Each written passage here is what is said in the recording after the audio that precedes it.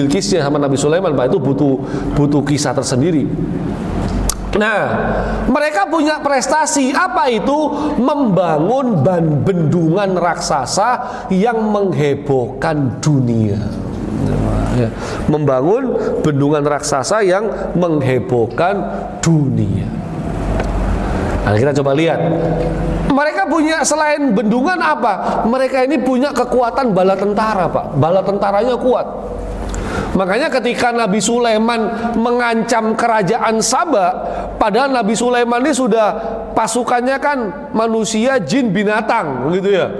Itu Ratu Bilqis itu minta nasihat sama penasehat kerajaannya. Penasehatnya jawab, nahnu ulu quwwah wa ulu ba'si syadid wal amru ilaiki fanduri mada ta'murin. Artinya kita ini kaum yang kuat, punya keberanian. Siapapun yang mau ngelawan kami, kita nggak pernah gentar. Itu orang-orang Saba, Pak. Orang-orang Saba, ya. Atau yang hidup di Yaman. Berani mereka ini. Makanya dalam sejarah pada tahun 24 sebelum Masehi, tentara Saba ini berhasil menaklukkan tentara Marcus Ilius Gallus dari kerajaan Romawi. Pada saat itu kerajaan Romawi itu terkenal dengan kekuatannya yang tidak ada bandingannya, tapi mereka berhasil mengalahkan. Nah, makanya saya kok juga agak kalau kita sambungin, Pak. Sekarang kan yang berani ngelawan Israel selain Libanon kan Yaman, terutama Syiah Houthi, ya. Syiah Houthi yang ya itu termasuk tentara pemberontak sebenarnya, Pak, ya, kalau kita lihat sejarahnya, ya. Tapi mereka yang menjaga kawasan ini, Pak, ya. Kawasan ini kan yang dijaga. Kapal Israel tangkap, hancurkan, gitu, Pak, ya. Pokoknya kapal-kapal yang dukung Israel langsung tangkap, hancurkan, ya, di sini. Ya kan di sini nih, ya. Nah, ini yang jaga ini adalah Syiah Houthi, tentara Yaman, Pak. Berani ngelawan Israel. Syiah padahal. Ya. Jadi yang berani secara militer tuh Syiah, baik Syiah Houthi Yaman maupun Syiah Hizbullah di Libanon. Yang Sunni berani nggak, Pak? Sampai sekarang secara militer yang Sunni belum kelihatan, ya. Hanya itu kita kesampingkan dulu, Pak. Walaupun ajaran Syiah ini menyimpang, ya. Dalam pandangan Ahlus Sunnah Syiah ini menyimpang. Kalau nggak mau dibilang sesat, ya. Tapi karena mereka yang berani, ya udah, Pak, kita diem dulu aja, Pak, ya. Karena Syiah ini yang berani, Pak. Ya, karena mungkin kalau dilihat riwayatnya, mereka ini keturunan Saba. Orang-orang Saba ini luar biasa, punya kekuatan hebat. Dan Allah itu, para jamaah, sampai sebutkan, ya, kerajaan Saba itu kerajaan yang ada ayat ini, Pak. Laqad kana li sabain fi maskanihim ayat. Sungguh bagi kaum Saba di tempat tinggal mereka itu ada tanda-tanda kekuasaan Allah. Wah. Tempat tinggal mereka ada tanda-tanda kekuasaan Allah. Apa itu? Jannatani an yaminin washimalin. Mereka punya 2 kebun, sebelah kanan maupun sebelah kirinya. Ya, memang disebutnya 2 kebun, tapi sebenarnya kebunnya itu besar, banyak dan beragam, para jamaah. Ya, di mana sih? Di sini, Pak, di Ma'rib. Ya, kalau kita lihat petanya lagi, ya. Jadi mereka itu pusat kerajaan Saba itu di Ma'rib. Ma'rib ini, Pak. Di sini Ma'rib ini, tengah-tengah Yaman, ya.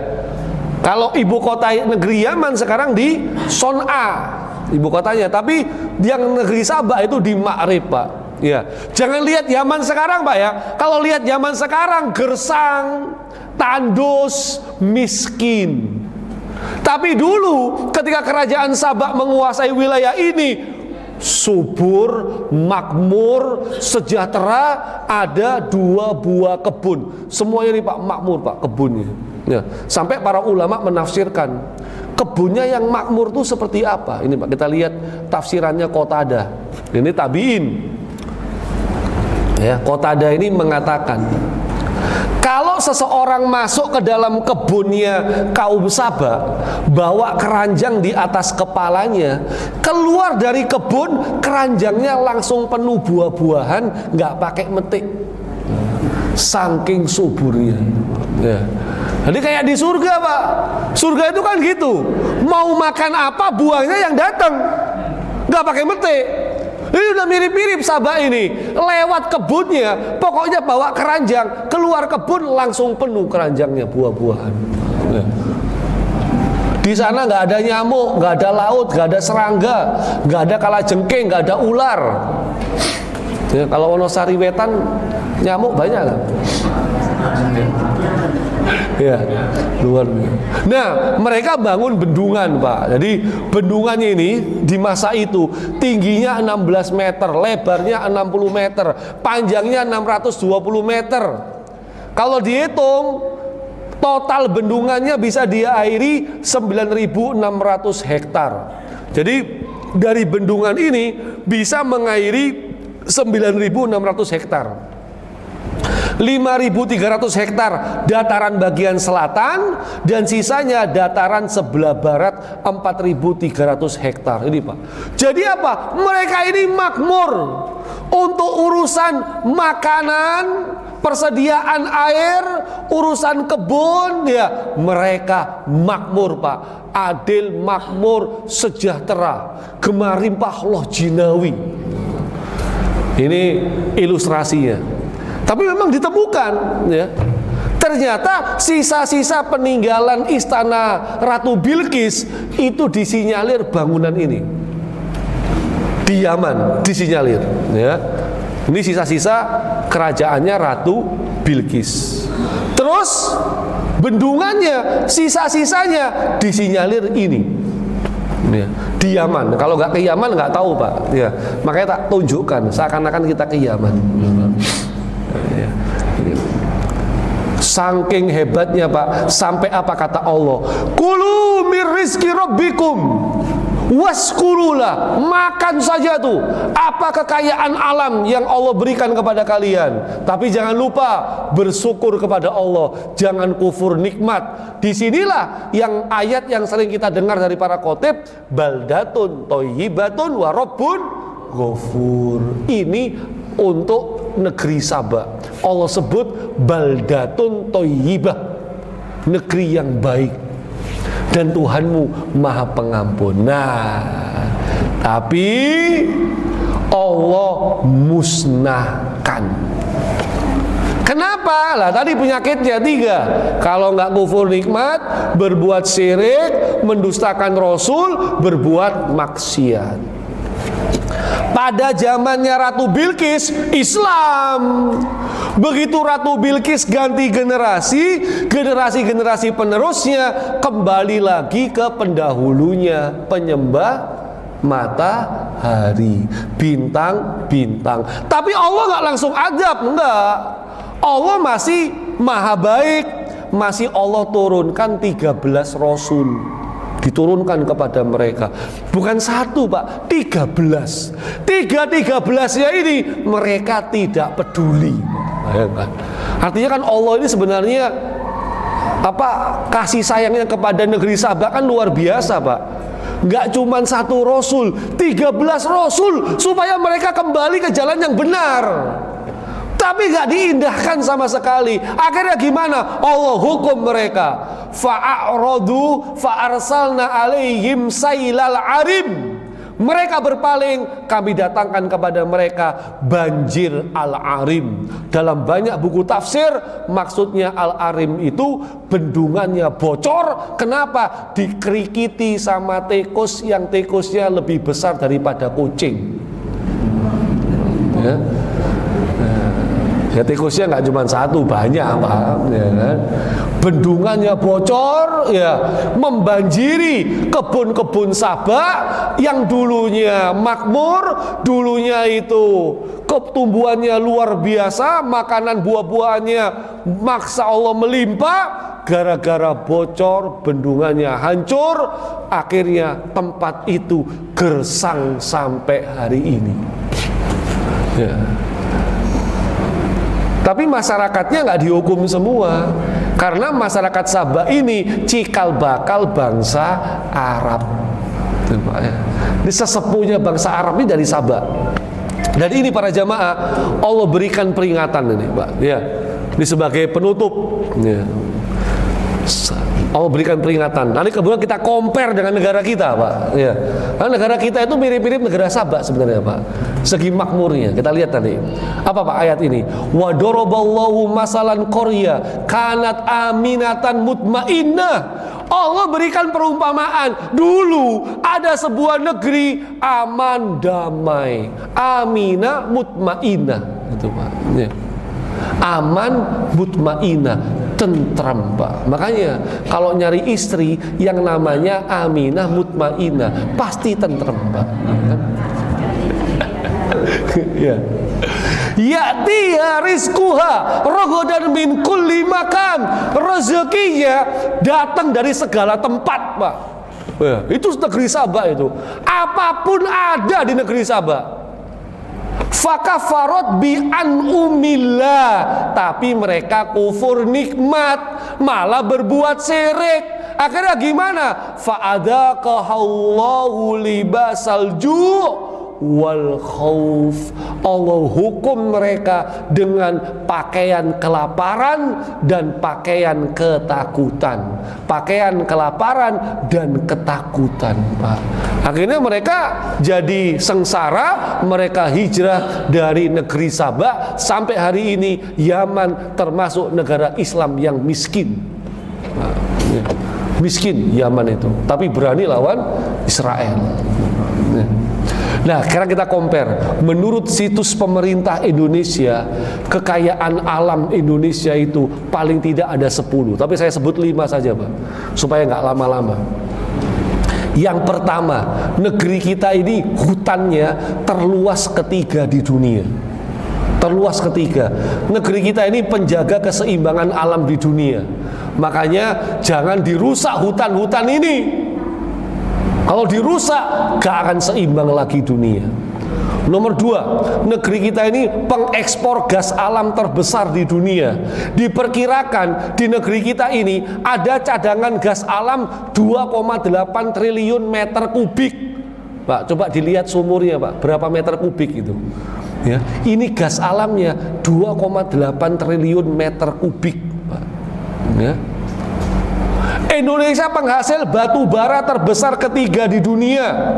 Produksi 281,7 ton. Kita cuma di bawahnya Cina sama Amerika Serikat. Artinya harusnya kita itu makmur seperti Cina dan Amerika Serikat harusnya. Indonesia penghasil emas terbesar ke-9 di dunia. Tiap tahun Indonesia ini bisa menghasilkan 10 ton emas, Pak. Coba 1 kilo aja dikasih ke jamaah Al-Ikhlas, Pak. Ya kan? 10 ton nih, 1 kilo aja kasih ke kita, Pak. Ya kan? Ya kan? Ya Allah. Indonesia termasuk penghasil beras terbanyak ketiga di dunia, tapi masih impor. Ya. Kita penghasil beras terbanyak ketiga di dunia.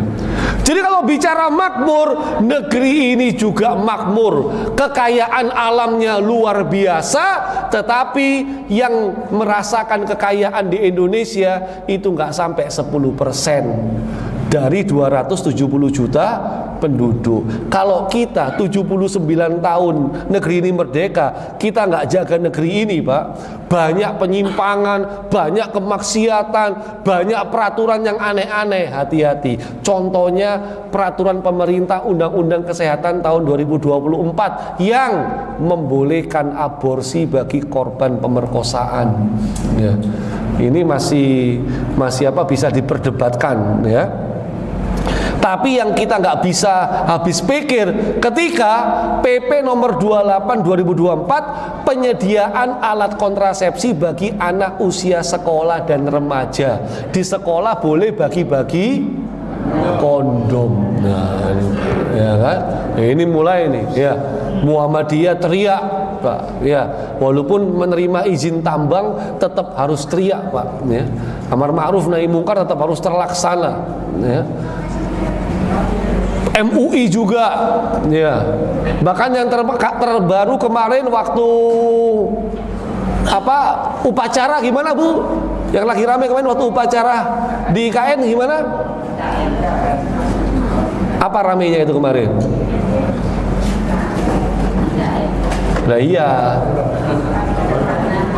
Nah, 18 muslimah paskibraka nggak boleh pakai jilbab lu, bayangkan Pak, ya kan? Wah ini kan berarti udah bukan level manusianya yang maksiat, tapi kebijakan negara seakan memfasilitasi. Termasuk yang lagi rame kemarin sampai demo-demo ya, ngotak-ngatik aturan konstitusi untuk indikasinya kekuasaan dinasti itu semakin lama berlangsung. Wah, ya. Maka sebagai penutup para jamaah yang dimuliakan oleh Allah Subhanahu wa taala, mari kita refleksi lagi ya dari tokoh-tokoh negeri ini. Yang pertama dari NU, Kiai Haji Hasyim Asy'ari tahun 48. Tahun 48 kalau nggak salah, beliau khutbah. Beliau bilang gini, umat Islam udah lepas dari penjajahan, maka menjadi kewajiban kita berusaha setindak demi setindak dengan jalan yang teratur hingga pemerintahan Indonesia menjadi pemerintahan yang menjalankan syariat Islam.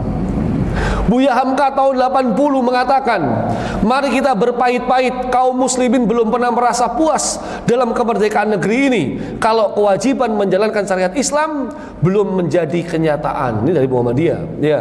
Bung Karno mengatakan ya, mari kita bekerja sekeras-kerasnya agar supaya 60, 70, 80, 90 utusan yang duduk di DPR orang-orang Islam, sehingga dengan sendirinya hukum-hukum Islam yang keluar Pak. Ya, bukan hukum-hukum yang nggak sesuai dengan Islam yang kayak tadi itu. Bung Hatta juga pernah mengatakan ketika Soekarno ya itu menjadikan DPR sebagai stempel memberi dasar hukum atas keputusan yang telah ditetapkan pemerintah. Itu dia. Berdasarkan usul Dewan Pertimbangan Agung ya. Ternyata orang-orang DPR ini ditunjuk sendiri oleh Soekarno ya. Makanya sempurnalah rezim otoriter. Soekarno beralasan supaya cepat, nggak bertele-tele gitu ya. Cepet Pak, kayak kemarin RUU Pilkada jam 12 mulai, jam setengah 4 selesai Pak ya kan? Sidangnya itu cepet Pak. Nah, Bung Hatta menilai demokrasi macam ini tidak kenal batas kebebasannya, lupa syarat-syarat hidupnya, dan melulu menjadi anarki yang lambat laun digantikan oleh diktator. Dengan perubahan Dewan Perwakilan Rakyat yang terjadi sekarang, di mana semua anggota ditunjuk oleh presiden, lenyaplah sisa-sisa demokrasi yang penghabisan. Demokrasi terpimpin Soekarno menjadi sebuah diktator yang didukung oleh golongan-golongan yang tertentu. Ya, itu dia. Banyak yang kemudian mendukung penguasa tapi melupakan rakyat, begitulah intinya ya. Maka para jamaah, mari kita teruskan islamisasi dari diri kita, keluarga kita, masyarakat kita, bangsa dan negara kita. 79 tahun merdeka, mudah-mudahan Allah turunkan keberkahan untuk negeri yang kita cintai ini. Amin, Allahumma amin. Hadanallahu wa iyyakum ajmain. Wassallallahu ala nabiyina Muhammadin wa ala alihi wasallam. Wa akhiru da'wana anilhamdulillahi rabbil alamin. Walafu minkum. Assalamualaikum warahmatullahi wabarakatuh.